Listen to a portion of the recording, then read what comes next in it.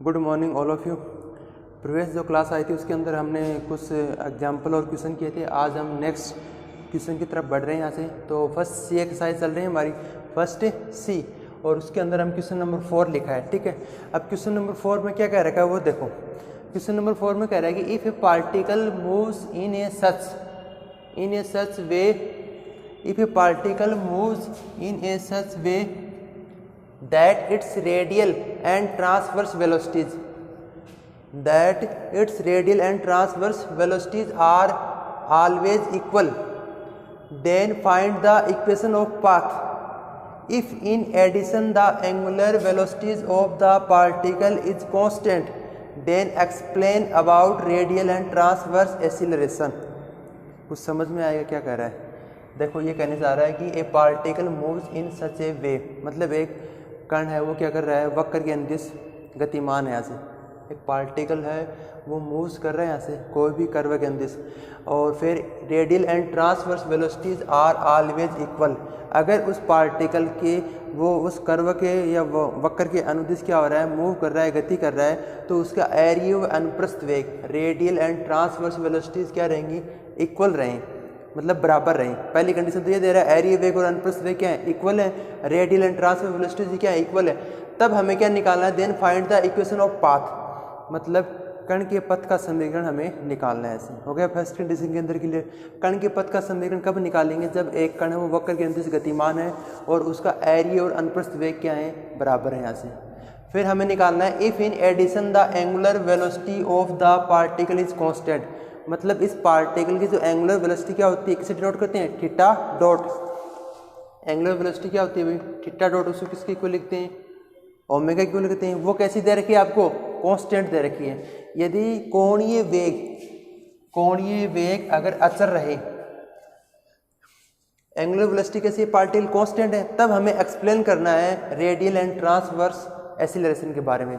मतलब इसका radial acceleration कैसा होगा, ट्रांसवर्स एसिलरेशन कैसा होगा, कब, जब हमें क्या एंगुलर वेलोसिटी कैसी हो, कांस्टेंट हो। तो दो कंडीशन पूछी है। फर्स्ट कंडीशन में हमें तो to find the equation of path की इक्वेशन निकालनी, कब निकालनी है, जब रेडियल एंड ट्रांसवर्स वेलोसिटीज क्या हो, आपस में इक्वल हो।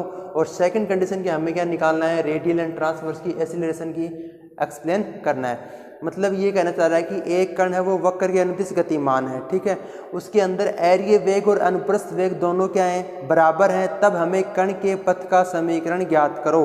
पहली कंडीशन, कण के पथ का समीकरण कब ज्ञात करना है, जब एरिया वेग और अनुप्रस्थ वेग क्या हो जाए, बराबर हो जाए, इक्वल हो जाए ऐसे।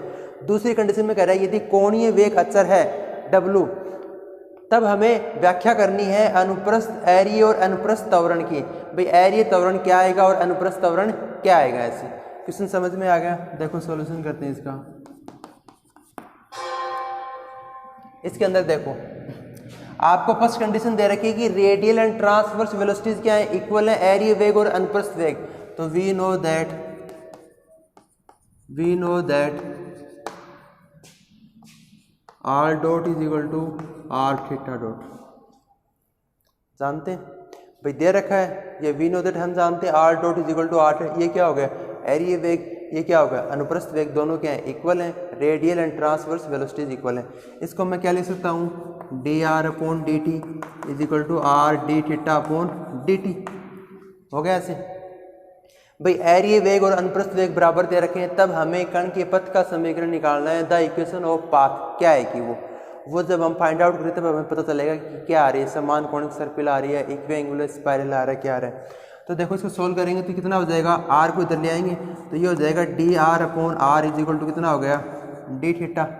हो गया ऐसे। इंटीग्रेशन कर देंगे, इंटीग्रेशन करेंगे तो log r is equal to हो जाएगा थीटा प्लस लॉग सी।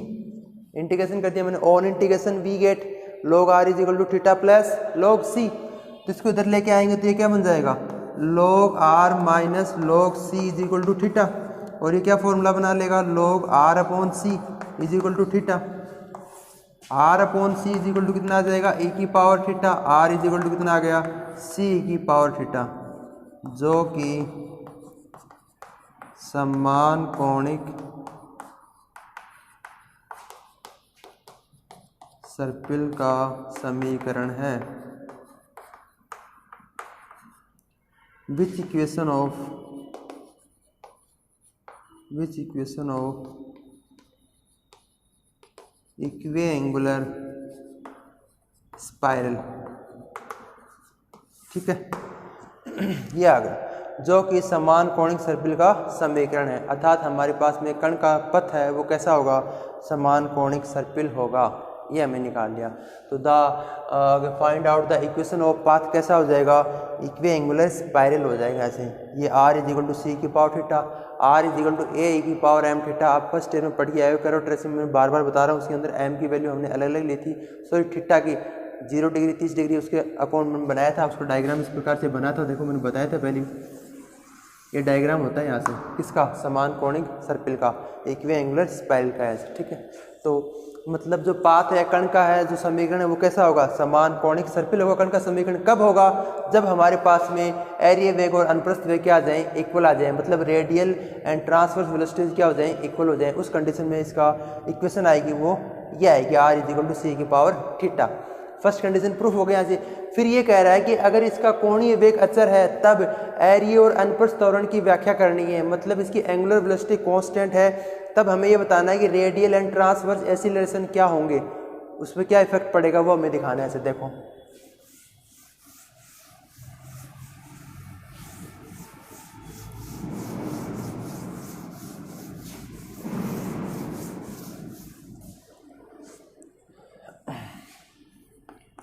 Given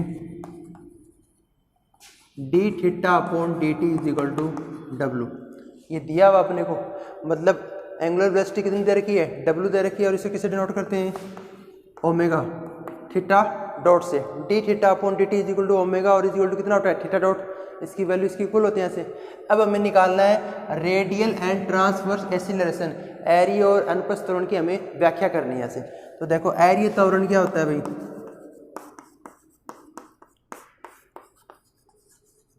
radial acceleration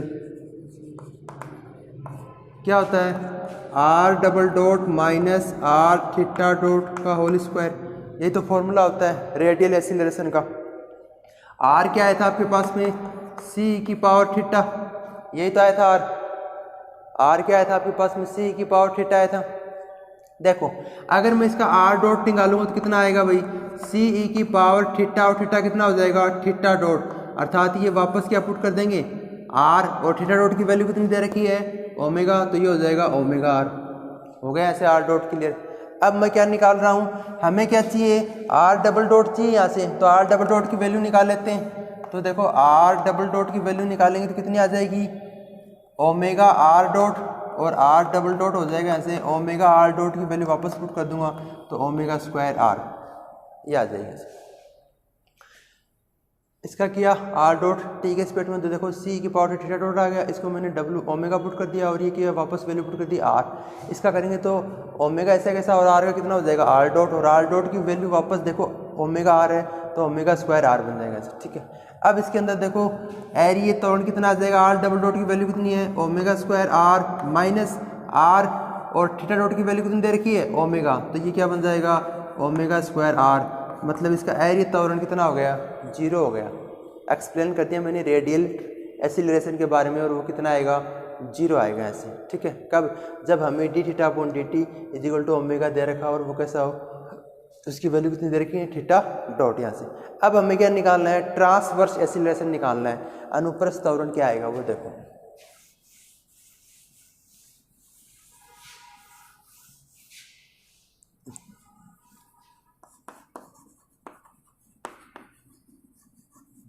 transverse acceleration अनुप्रस्थ त्वरण क्या फॉर्मूला होता है भाई, 1 upon r D upon D t r square theta dot, 1 upon r D upon D t r square theta dot, ये तो फॉर्मूला होता है अनुप्रस्थ त्वरण का, ट्रांसवर्स एक्सीलरेशन का। तो देखो 1 upon r as it is d upon D t r square, और थीटा डॉट की वैल्यू कितनी दे रखी है, ओमेगा दे रखी है, ये पुट कर दी मैंने, येलो ओमेगा पुट कर दिया यहाँ से इसके अंदर। अब हम क्या करेंगे, देखो ओमेगा को मैं बाहर निकाल लेता हूँ यहाँ से, तो देखो क्या बन जाएगा, omega upon r D upon D t और आर स्क्वायर। इसका क्या कर दूँ मैं यहाँ से डिफ्रेंशिएशन कर दूँ, तो देखो कितना आ जाएगा, ओमेगा अपॉन r, और ये आ जाएगा 2r और r डॉट, आर से आर कैंसिल हो जाएगा, तो आपके पास में चल रहा है यहाँ से 2 omega R dot, 2 omega R dot. तो इसका ट्रांसवर्स एक्सीलरेशन क्या आ जाएगा वो देखो, अनुप्रस्थ त्वरण, अनुप्रस्थ त्वरण आपके पास में कितना आ गया 2 ओमेगा आर डॉट, यही तो आया आपके पास में। ट्रांसवर्स एक्सीलरेशन की वैल्यू कितनी आ गई 2 ओमेगा आर डॉट यहाँ से, ठीक है। अब देखो अनुप्रस्थ त्वरण ऐसे लिख सकता हूँ कि इसको मैं समानुपाती होगा यहाँ से आर डॉट के, लिख सकता हूँ क्या, मतलब ट्रांसवर्स एक्सीलरेशन प्रोपोर्शनल हो गया किसके, रेडियल, किसकी हो गया, रेडियल वेलोसिटी के, यहाँ से हो गया, क्लियर हो गया, ऐसे लिख सकता हूँ, ऐसे प्रोपोर्शनल हटाएंगे तो वापस क्या आ जाएगा 2 ओमेगा आ जाएगा ऐसे, ठीक है। तो ये इसका सॉल्यूशन हो गया। तो अनुप्रस्थ त्वरण क्या आ गया, वो तो ये आ गया, और एरिया त्वरण रेडियल एक्सीलरेशन कितना आया था 0 आया था, और फर्स्ट हमने निकाला था r equal to c cube out theta, ये क्या हो गया इक्वेशन ऑफ पाथ की इक्वेशन आ गई यहाँ से, ठीक है। कब आई है, जब रेडियल वेलोसिटीज और ट्रांसवर्स वेलोसिटी क्या हो, इक्वल हो यहाँ से, ठीक। नेक्स्ट देखते हैं, देखो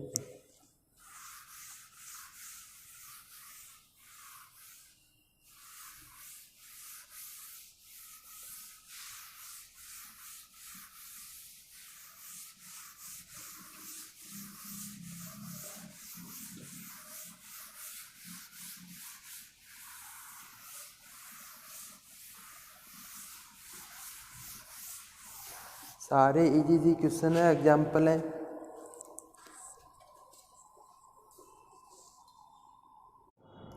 नेक्स्ट एग्जाम्पल हमारा एग्जाम्पल नंबर 4 आ रहा है। देखो एग्जाम्पल नंबर 4 में मैंने लिखा है कि ए बोट, कोई नाव है, a boat which is rowed, a boat which is rowed with constant velocity u start from a point A on the bank of river which flows with a constant velocity v and it points always towards a point b on the other bank exactly opposites to a.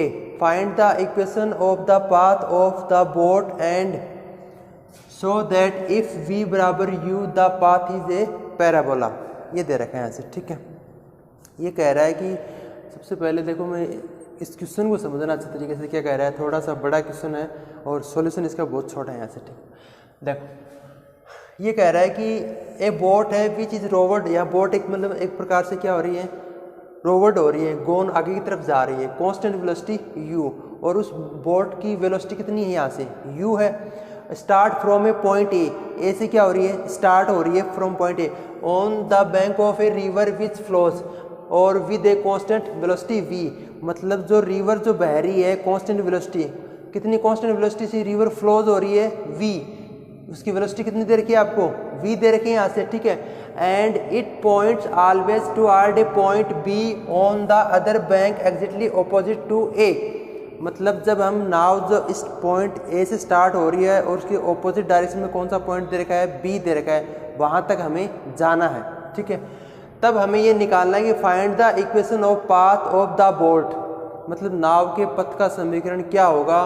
Condition क्या दे रखी है, if v बराबर u हो तो वह पथ कैसा होगा, परवलय पैराबोला होगा ऐसे। मतलब ये कहना चाह रहा है कि एक समान वेग से, एक समान वेग v से बहने वाली कोई नदी है, मतलब नदी जो बह रही है उसका वेग कितना है v है, ठीक है। मतलब थोड़ा सा रफली बता रहा हूँ, ये मैंने कोई पॉइंट a मान लिया, ठीक है, ये कोई पॉइंट ए मान लिया मैंने। अब ये कोई नदी है इस प्रकार से, ये क्या है, नदी बह रही है, मतलब यहाँ से क्या हो रही है, फ्लो हो रही है, और इस नदी की वेलोसिटी कितनी दे रखी है आपको, स्मॉल v दे रखी है, देखो वेलोसिटी कितनी दे रखी है, स्मॉल v। अब पॉइंट ए से स्टार्ट होकर यहाँ से कोई बोट प्रारंभ होती है ए पॉइंट से, और ऑपोजिट डायरेक्शन में इसके पॉइंट कौन सा दे रखा है, b दे रखा है ऐसे, ठीक है। और इसको मैंने इसे मिला दिया ऐसे। चलो मैं इसका डायग्राम बना ही देता हूँ।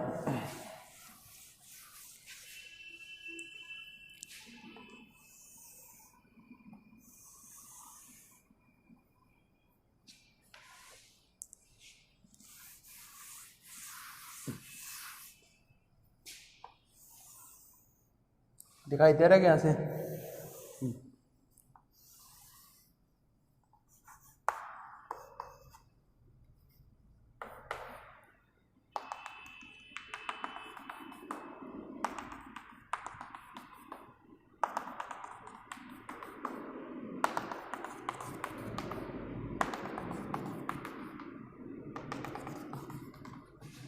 ये मैंने रिवर बनाया ऐसे, एक नदी है यहाँ से, ठीक है, जिसका पॉइंट ए है और इस तरफ इस डायरेक्शन में क्या हो रही है, फ्लोज हो रही है, और इसकी वेलोसिटी मैंने के लिए मान ली v मान लिया से।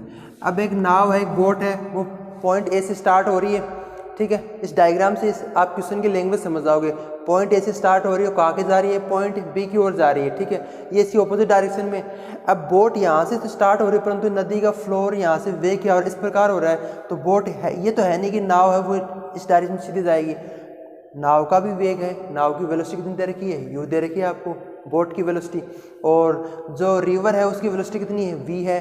तो जो बोट स्टार्ट हो रही है यहाँ से, नाव इधर जाने के लिए, इस पॉइंट पे जाने के लिए ये स्टार्टिंग पॉइंट हो गया और ये एंडिंग पॉइंट हो गया। ऐसे जब स्टार्ट हो रही तो सीधे डायरेक्शन में जाके क्या जाएगी, इस प्रकार से जाएगी, एक शेप बन जाएगी। क्यों बन जाएगी, क्योंकि जो रिवर का जो इसकी वेलोसिटी है, जो फ्लोर हो रहा है, उसके कारण क्या हो जाएगी, इसकी शेप पैराबोला बन जाएगी। देखो मैंने ये बना दी, समझ गए मेरी बात, मैं क्या करना चाह रहा हूँ। मतलब बोट है वो पॉइंट स्टार्ट होकर बी तक जा रही है, परंतु इस नाव का जो वेग है, जो बहने का वेग है, वो वी है, उसके कारण क्या हो जाएगी, इसकी डायरेक्शन इस प्रकार की शेप बन जाएगी यहाँ से, ठीक है, न सीधी स्ट्रेट न जाके क्या बनेगी, इस प्रकार की शेप बनेगी यहाँ से। अब देखो, अब मैंने क्या किया, देखो यहाँ से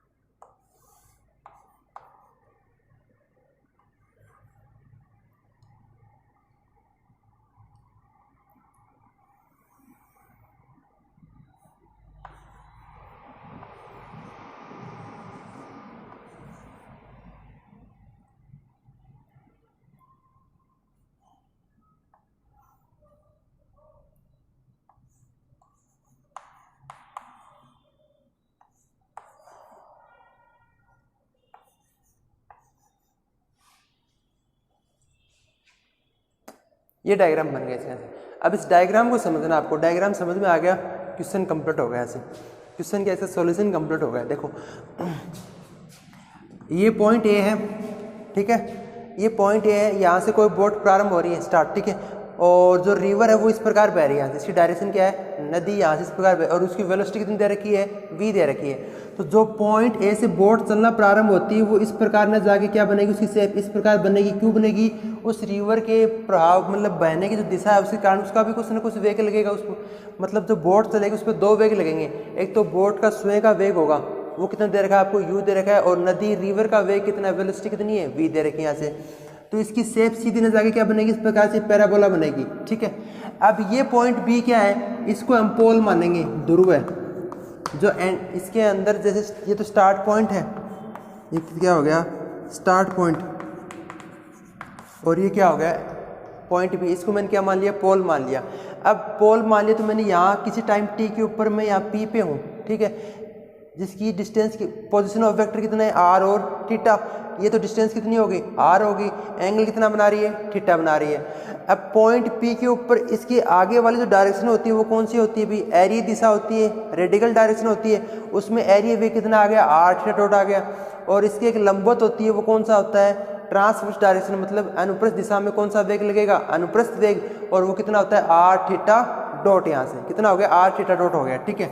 अब देखो ये वाली लाइन है ना, इसको इस प्रकार समझने की कोशिश करना। देखो ये वाली लाइन और इसके ऊपर मैंने पॉइंट पी ले रखा है, वो कितना है, आर और थीटा, ठीक है, और ये लो, ये एंगल कितना बना रही है, थीटा, और ये कितना है, आर डॉट, तो ये एंगल भी कितना होगा भाई, थीटा हो गया। ऐसे भाई एक लाइन के दो पैरेलल जो लाइन होंगी वो यहाँ से इक्वल एंगल बनाएंगे, समान कोण बनाएंगे यहाँ से, ये थीटा है तो ये भी थीटा होगा, तो ये थीटा है तो ये भी कितना बना दिया मैंने, थीटा बना दिया।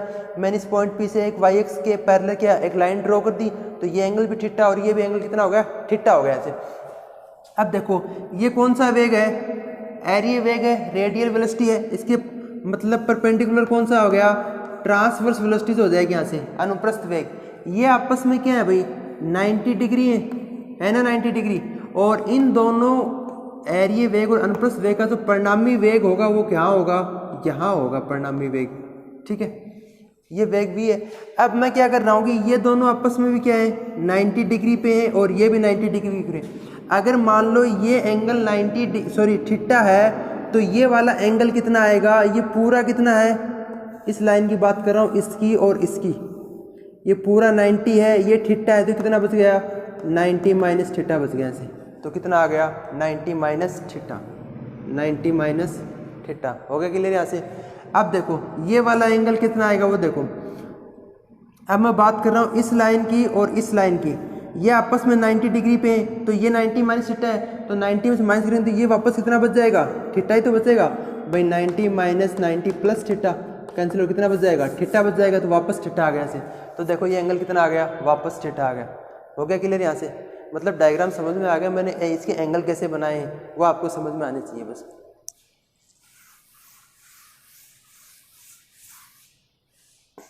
ठीक है। अब देखो मतलब एक समान वेग से बहने वाली कोई नदी है और उसकी वेलोसिटी इतनी v दे रखी है, वेग v है, और जो नाव है उसका वेग कितना दे रखा है, u दे रखा है, आपको दे रखा है नाव का वेग u, और जो नदी है उसका वेग v दे रखा है। तो यहाँ से देखो नदी का वेग तो v होगा, नाव का वेग मैंने u ये बना दिया, ऐसे बना दिया। तो नाव इस तरफ तो जा रही है, बोट इस तरफ तो हो रही है, तो नाव की डायरेक्शन क्या होगी, यही तो होगी इसके अंदर डायरेक्शन, और नदी की डायरेक्शन क्या होगी, रिवर की डायरेक्शन क्या हो जाएगी, ये हो जाएगी v यहाँ से। ठीक है। अब इसके अंदर मैंने क्या, इस पॉइंट को मैंने पोल मान लिया ऐसे। ठीक है। अब जो शेप बनी थी अपनी पैराबोला यहाँ से परवलय पे, उसमें मैंने किसी टाइम p के ऊपर यहाँ से इसकी पोजीशन ऑफ वेक्टर स्थिति सदिश क्या है, r थीटा है। तो ये जो डायरेक्शन है ये कौन सी डायरेक्शन है, एरियर दिशा, और इसमें एरियर वेग लगेगा वो कितना होता है r डॉट, मतलब जो रेडिकल डायरेक्शन के अंदर रेडिकल वेलोसिटी लगती है और वो कितनी होती है r डॉट। इसके लंबवत अनुप्रस्थ दिशा में कौन सा वेग लगता है, अनुप्रस्थ वेग, वो होता है r थीटा डॉट। मतलब ट्रांसवर्स डायरेक्शन के अंदर ट्रांसवर्स क्या लगती है, वेलोसिटी लगती है, और वो कितनी होती है यहाँ से r थीटा डॉट। ठीक है। अब मैंने क्या किया, इस लाइन के ये वाली लाइन देखो, ये वाली लाइन है, इसके पैरेलल एक y एक्स परपेंडिकुलर बना लिया ऐसे। ये एंगल थीटा हो रहा है तो ये भी कितना हो जाएगा, थीटा हो जाएगा। क्यों, एक समांतर लाइन से दो समांतर लाइन होती है, वो क्या होती है, एक लाइन से समान कोण बनाती है, इक्वल एंगल। तो ये थीटा और ये भी थीटा होता है। ये 90 माइनस थीटा कैसे आया वो मैंने अभी बताया आपको, और ये थीटा कैसे आया वो भी मैंने आपको बता दिया यहाँ से। ठीक। अब आपको निकालना क्या है वो देखो, आपको क्या निकालना है, ये कह रहा है कि यहाँ से देखो find the equation of path of boat, मतलब बोट की क्या निकालनी है, इक्वेशन निकालनी कब, v is equal to u पे, और वो कैसे आएगी, परवलय की इक्वेशन आएगी, पैराबोला की इक्वेशन आ जाएगी यहाँ से। ये अपने को निकालना है। तो इसकी कुछ थ्योरी लिखेंगे, देखो सॉल्यूशन के अंदर थ्योरी में हम क्या लिखेंगे वो देखो।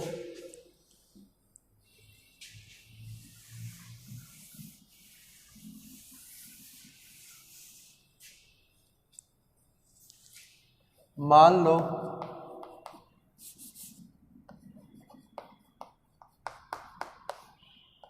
t समय पर नाव बिंदु P पर है, बिंदु P पर है। मान लो t समय पर नाव कहाँ है, बिंदु P पे पहुंच गए, यहाँ से हमने मान लिया। ठीक है। t और नदी का एक किनारा AD व दूसरा किनारा BC है। पहले इंग्लिश मीडियम हिंदी मीडियम वाले लिख लेना अब इसकी थ्योरी क्या है, फिर इंग्लिश मीडियम को लिखा दूंगा मैं। अब बड़े बड़े क्वेश्चन हो रहे हैं बोर्ड पे, कंप्लीट नहीं हो पाएंगे ऐसे। तो मान लो t समय पर नाव बिंदु P पर है और नदी का एक किनारा AD है और दूसरा किनारा क्या हो गया, यहाँ से BC हो गया ऐसे हमारे पास में। ठीक है। अब हम क्या लिखेंगे, अतः नाव के दो वेग हैं। पहला तो कौन सा हो जाएगा, पहला कौन सा हो जाएगा, PB की दिशा में, PB की दिशा में नाव का स्वयं का वेग u, ये हो जाएगा। ठीक है। दूसरा कौन सा हो जाएगा, नदी के बहने की दिशा में, नदी के बहने की दिशा में, और वो कौन सा है, v है यहाँ से। ठीक है। मैंने क्या लिखा, मान लो t समय पर नाव बिंदु किस पे है, P पे है। फिर मैंने लिखा कि नदी का एक किनारा AD है, एक किनारा तो AD है और दूसरा कौन सा है, BC है। ठीक है। और नाव के दो वेग हैं, कौन सा, पहला तो पीबी की दिशा में नाव का स्वयं का वेग, ये पी और ये बी, इसकी दिशा में ये जो नाव जा रही है इसका स्वयं का वेग कितना है, म्यू दे रखा है। और दूसरा नदी की बहने की दिशा में क्या है, वी है यहाँ से, ठीक है।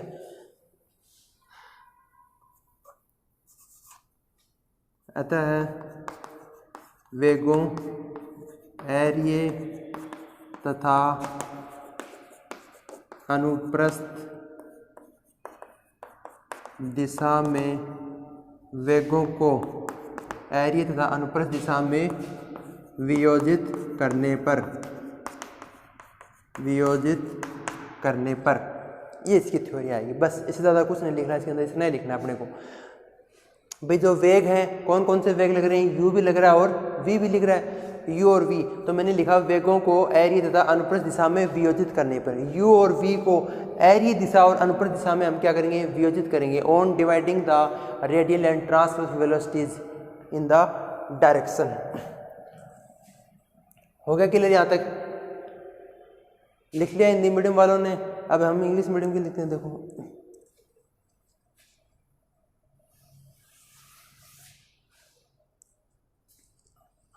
इसमें लिखेंगे सपोज एट द टाइम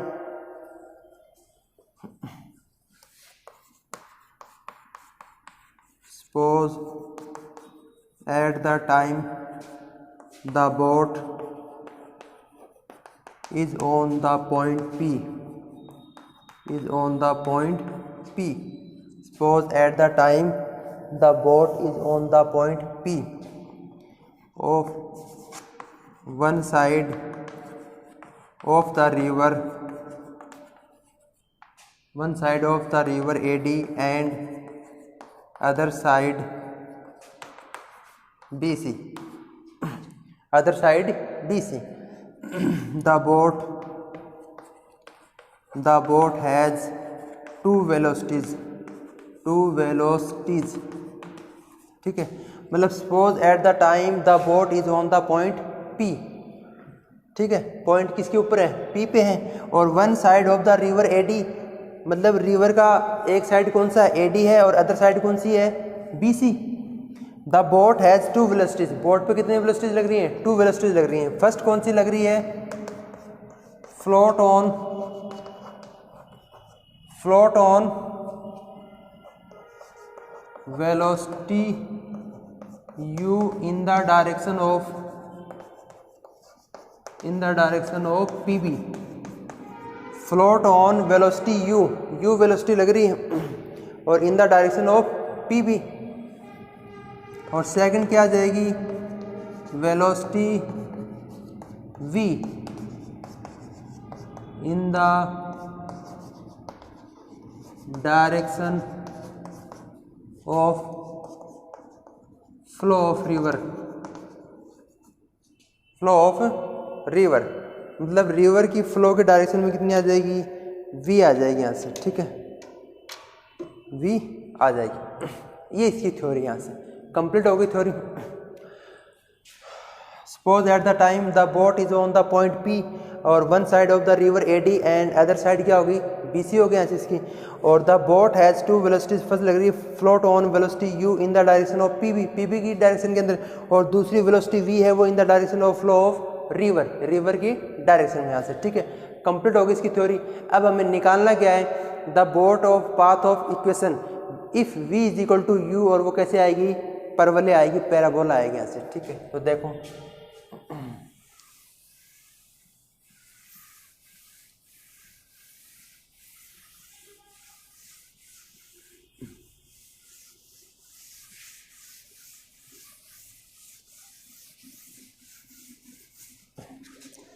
मैंने लिखा था कि वेग कौन कौन से हैं, u और v।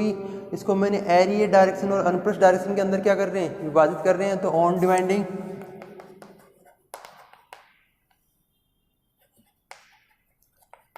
In the direction of radial and transverse, ठीक है। देखो फर्स्ट क्या आ जाएगा वो देखते हैं। इस पॉइंट P पे कितनी वेलोसिटी लग रही है, एक तो रेडियल वेलोसिटी लग रही है, दूसरी कौन सी लग रही है, ट्रांसफर वेलोसिटी लग रही है। एक तो आपके पास में r डॉट आ रहा है, दूसरी कितनी आ रही है, r थीटा डॉट आ रही है। और वेलोसिटी कितनी लगती है, एक तो रिवर का वेग कितना आ रहा है, यहाँ से रिवर की वेलोसिटी v आ रही है और बोट की वेलोसिटी कितनी होगी, u। तो हम क्या करेंगे, सबसे पहले देखो जो रेडियल डायरेक्शन है उसके अंदर जो वेलोसिटी है वो रेडियल वेलोसिटी है। इसके अंदर मैं क्या करूँ, इस v को कितना एंगल दिया जाए कि ये किस में रेडियल डायरेक्शन के अंदर आ जाए ऐसे। तो v को कितना एंगल देंगे, v cos 90 माइनस थीटा। बताया था मैंने स्टार्टिंग में, ये जो r होता है डिस्टेंस, ठीक है, ये एंगल थीटा बना रहा है, इस r को कितना एंगल देंगे, ये x एक्स मतलब इनिशियल लाइन की डायरेक्शन में आ जाए। तो r is equal to x is equal to कितना होता है, r cos थीटा। एंगल हमेशा cos के साथ में आता है और जो परपेंडिकुलर लाइन होती है वो भी cos के साथ में जाता है, बट चेंज हो गया किस में बन जाता है, साइन में। ये थीटा तो ये कितना बचेगा 90 माइनस थीटा, तो ये कितना हो जाएगा y is equal to r cos 90 minus theta. तो y इज इक्वल टू बन जाएगा r साइन थीटा, ठीक है। तो इसी के अकॉर्डिंग हम निकाल रहे हैं यहाँ से। तो देखो कितनी आ जाएगी, सबसे पहले मैं इस नदी के वेग की बात कर रहा हूँ, रिवर की वेलोसिटी की। तो v को कितना एंगल दूं कि ये क्या आ जाए, रेडियल डायरेक्शन के अंदर आ जाए। तो देखो कितना देंगे, कोस के साथ में 90 माइनस थीटा देंगे और प्लस एक वेलोसिटी यहाँ से ये भी लग रही है, बोट की वेलोसिटी कितनी है, u दे रखी है। इस वेलोसिटी को मैं कितना एंगल दूँ कि ये रेडियल डायरेक्शन में आ जाए। तो यहाँ से रोटेट होकर कितना बनाएगी, पाई 180 डिग्री एंगल बनाएगी। तो प्लस यहाँ से कितना आ जाएगा, u cos 180 डिग्री, या फिर इसको पाई लिख दो, ठीक है। ये मान आ गया आपके पास में से, इसमें रेडियल डायरेक्शन में, r डॉट की डायरेक्शन में। अब इसको सोल्व करते हैं, देखो कितना आ जाएगा, r dot is equal to आ जाएगा तो बन जाएगा v साइन थीटा, और इसकी वैल्यू कितनी होती है, माइनस, तो माइनस का 1 होती है, तो माइनस का u। ये हमने निकाल लिया रेडियल डायरेक्शन में। अब हम निकाल रहे हैं ट्रांसवर्स डायरेक्शन में। तो ट्रांसवर्स डायरेक्शन में निकालेंगे तो हम क्या करेंगे, इस जो वेलोसिटी, जो कण का जो परिणामी वेग आ रहा है, रिजल्टेंट वेलोसिटी है, उसको कितना एंगल देगी, ये ट्रांसवर्स डायरेक्शन के अंदर चला जाए यहाँ से। तो देखो इस वेलोसिटी को v के साथ में कितना एंगल बना रहे हैं, यहाँ से ये थीटा एंगल बना रहा है, तो ये बन जाएगा v और cos के साथ एंगल ऐड हो गया, कितना हो जाएगा v cos थीटा, ठीक है। और इस बोट वाली जो वेलोसिटी है u को, इसको कितना एंगल देगी, ये इस डायरेक्शन में आ जाए, तो ये इससे कितना एंगल बना रही है, सिर्फ 90 डिग्री बना रही है। तो ये क्या बन जाएगा, u cos 90, और ये क्या बन जाएगा, v cos थीटा यहाँ से। तो r थीटा डॉट निकालेंगे यहाँ से, ट्रांसवर्स वेलोसिटीज वो कितनी आ जाएगी, v तो बन जाएगा आपके पास में cos theta plus u cos 90 degree. इसको सोल्व करेंगे तो कितना आ जाएगा, r theta dot is equal to आ जाएगा यहाँ से v cos थीटा, ये आ जाएगा आपके पास में। ये कितना हो जाएगा, 0 हो जाएगा आपके पास में। तो सिर्फ कितना बचा, v cos थीटा। अब इसको मैं इक्वेशन नंबर फर्स्ट मान लेता हूँ और इक्वेशन नंबर क्या मान लेता हूँ, सेकंड मान लेता हूँ। ऐसे फर्स्ट एंड सेकंड को क्या कर देंगे, डिवाइड कर देंगे। तो देखो कितना मिलेगा, नाउ फर्स्ट सेकंड, तो क्या हो जाएगा, देखो यहाँ से इसको क्या लिख सकता हूँ मैं, d r upon D t, और ये क्या बन जाएगा, r d theta upon D t. तो आपके पास में कितना बचेगा, d r upon r d theta equal कितना आ जाएगा यहाँ से, माइनस का mu plus v sine theta upon में कितना आ जाएगा, वी कॉस थीटा। हो गया ऐसे फर्स्ट एंड सेकंड से क्लियर।